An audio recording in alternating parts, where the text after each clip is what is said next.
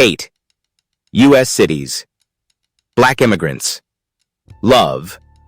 But African Americans don't feel at home in. You walk into a neighborhood filled with melanin. The grocery stores play Afrobeat. The barbershop jokes have Caribbean slang. The restaurants smell like jollof rice, oxtail, and plantains. Everyone looks like you, but somehow it still doesn't feel like home. That's the growing tension quietly playing out across America's so-called black cities. Cities where black immigrants, Nigerian, Haitian, Jamaican, Ethiopian, are thriving, building businesses and gaining influence.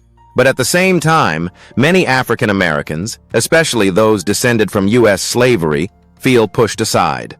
Not by white America this time, but by their own reflection in a different shade. This isn't about jealousy, it's about disconnection. And in some cities, that cultural divide is impossible to ignore. Atlanta, the new capital of black, but not always African American. Once hailed as the Mecca of African American excellence, Atlanta has become an international magnet for African immigrants. Nigerian churches, Ghanaian-owned boutiques, and West African tech entrepreneurs are booming. But many African Americans say they now feel like outsiders in the city their grandparents marched through. "I came here thinking Atlanta was ours," one woman shared. "But it doesn't feel like our culture anymore. It feels foreign." The local scene is changing. From accents to attitudes, some black Americans feel invisible. Not because of their skin tone, but because their lineage doesn't come with a second passport. New York City, black diversity or black division? Brooklyn, the Bronx, and Queens are filled with black life, but whose life is it exactly? Haitian communities dominate Flatbush. Trinidadian flags wave in Crown Heights. African restaurants line the streets of the Bronx. Yet many African Americans say they feel disrespected in their own boroughs.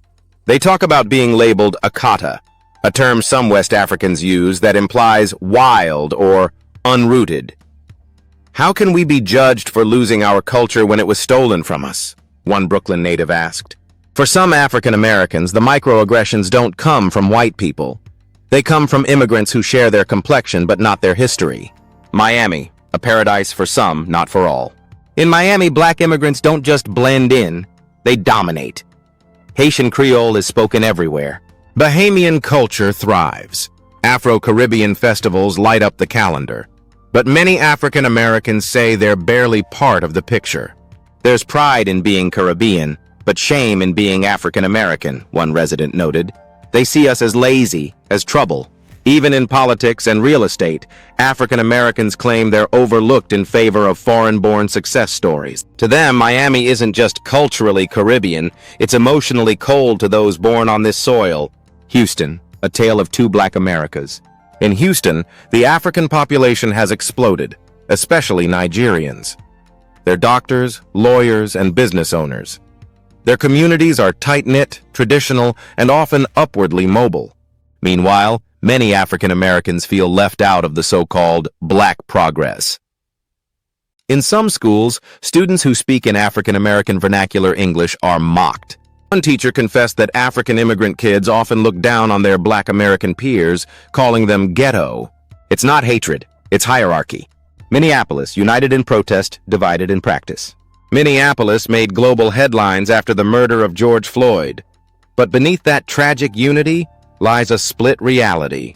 The Somali population in Minneapolis is massive and politically powerful. But some African Americans say they feel erased in their own fight. "They didn't understand our rage," one activist said. "They didn't live our trauma."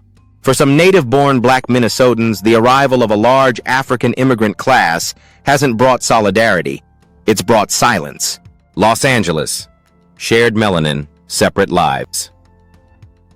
In South LA, African Americans built neighborhoods out of struggle. But today, waves of Ethiopian, Eritrean, and Nigerian immigrants are changing the makeup of the city. Yet these communities rarely mix. They shop in different stores, worship in different churches, and send their kids to different schools.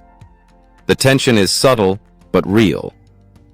"They don't claim us," one Inglewood resident said.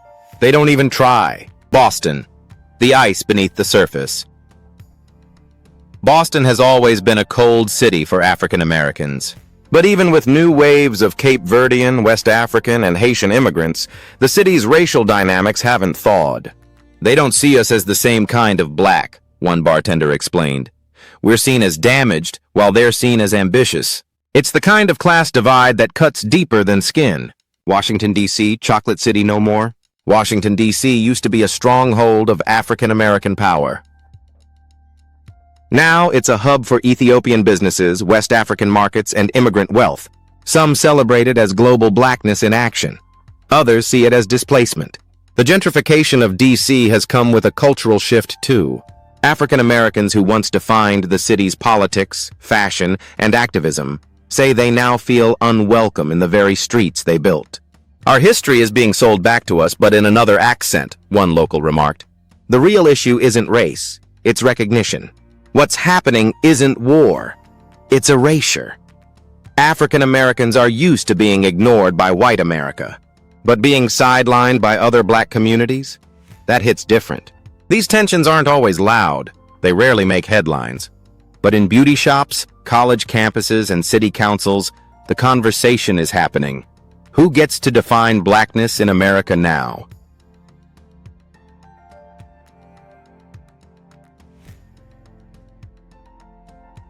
Because when you strip away the skin, what's left is a long, complicated history that many immigrants don't share, and too many African Americans feel others don't want to understand. Legal disclaimer. This essay is based on cultural observations and personal testimonials.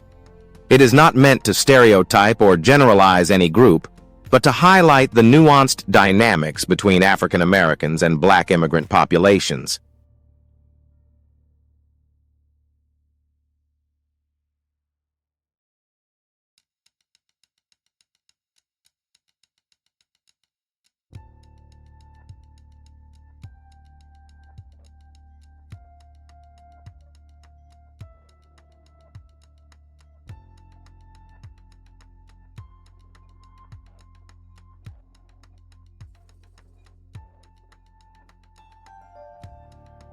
Every individual and community is different. The goal is to open a conversation, not create division.